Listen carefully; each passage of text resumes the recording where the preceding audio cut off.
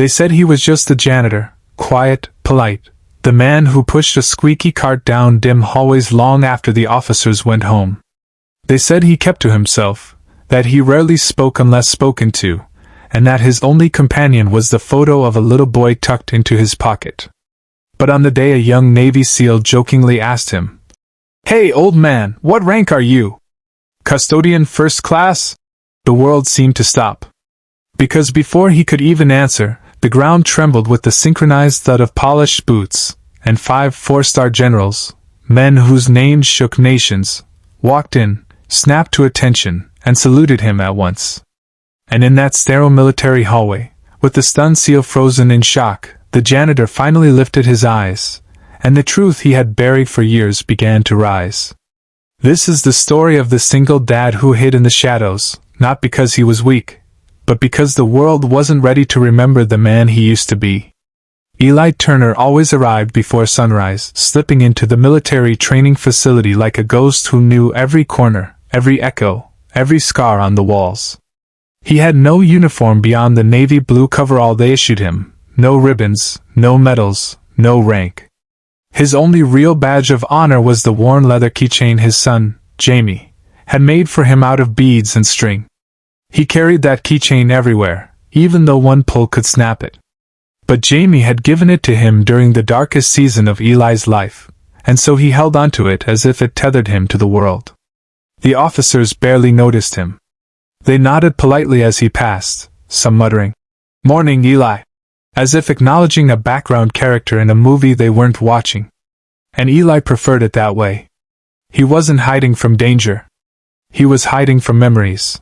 Memories of sandstorms that swallowed the sky, missions that never made the news, and comrades whose laughter once filled his days but whose names were now carved in stone. He swept floors while SEAL candidates shouted cadence outside. He emptied trash bins while officers reviewed classified briefings under secure lights. He wiped whiteboards while young men trained for wars he hoped they'd never see. And even though he moved silently, he absorbed everything, like the old instinct still lived inside him, the instinct to observe, predict, protect. But there was one person who broke through the walls he'd built, Jamie, his 8-year-old son. Every afternoon, when classes ended, Jamie burst into the facility, backpack bouncing, face glowing, and the entire base softened. Officers knelt to high-five him, SEAL candidates let him try on gear far too big for him, and even the commander's stern face loosened when Jamie entered the room. Jamie was pure sunshine, fearless and curious, traits he inherited from a mother Eli spoke of rarely and remembered always. Eli cherished the late afternoons when, after finishing his shift, he and Jamie would sit by the docks outside the base, throwing stones into the water. Jamie would ask innocent questions. "Daddy, were you ever brave? Daddy, why do the soldiers train so hard? Daddy, why do you always look at the sky like you're missing something?" And Eli answered softly, choosing every word with care. He never lied, but he never spoke the full truth either. Not yet. Then came the day the young Navy SEAL, fresh from Hell Week and pumped with pride, saw Eli mopping the hallway outside the weapons wing. The SEAL was joking, showing off for his buddies, his voice echoing like he owned the place. "Hey, janitor! What rank are you? Custodian first class." The hallway erupted with laughter from the SEALs. Eli didn't even flinch. He simply wrung the mop, calm as still water. But fate has timing sharper than any blade. Because the next footstep to echo through that hallway didn't belong to a janitor or a SEAL candidate. It belonged to the first of 5 four-star generals, men Eli had once stood beside in deserts and war rooms. And when the generals saw him, their faces transformed. Their spines straightened.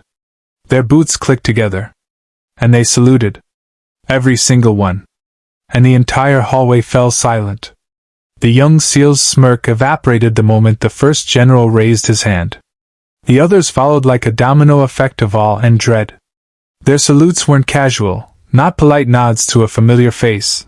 They were crisp, reverent, and heavy with the weight of history.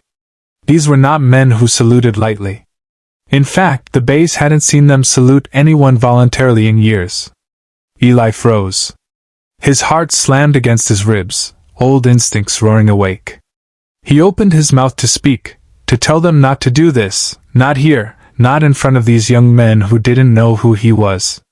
But his voice snagged on memories long buried, memories of the last time he'd stood before these generals, memories of the operation that had changed his life forever.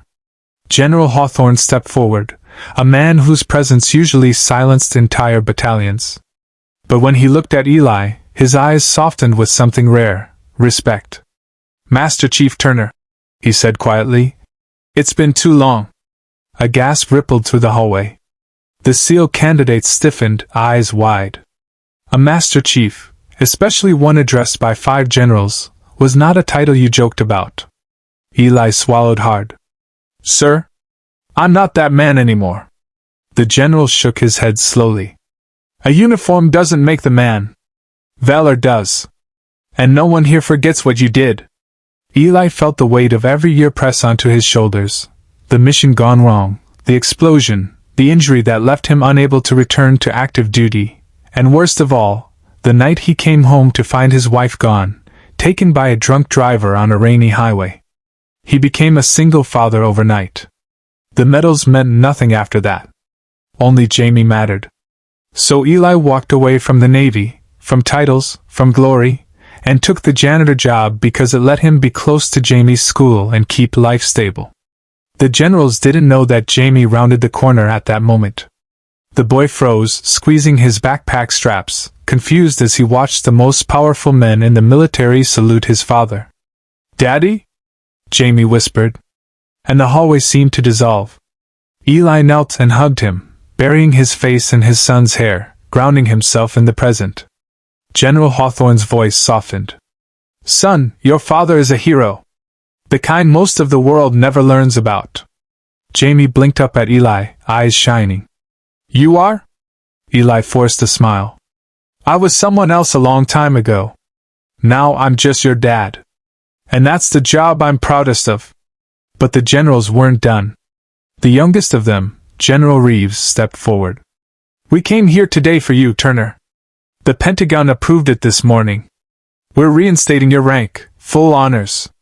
Not to drag you back, but to finally give you the recognition you deserved." Eli shook his head in disbelief. "I walked away." "You walked away to raise a child alone," Reeves said. "That's not quitting. That's courage of another kind." For a moment, the hallway existed outside time, the fading echoes of boots, the stunned SEALs, the trembling janitor who was once a legend, and the little boy who saw his father differently now. Eli rose slowly, standing taller than he had in years. The silence was thick. He looked at the generals, then at his son, then at the young SEAL who'd mocked him. And with a calm, steady voice he said the words that marked the beginning of his new life. "If I'm being honored, my son stands with me. We both survived the hardest mission." Jamie grabbed his father's hand, holding it tightly. And for the first time in years, Eli felt the weight lift, not because 5 generals saluted him, but because his son finally saw the truth. His father wasn't just a janitor. He was a hero, on the battlefield, and at home.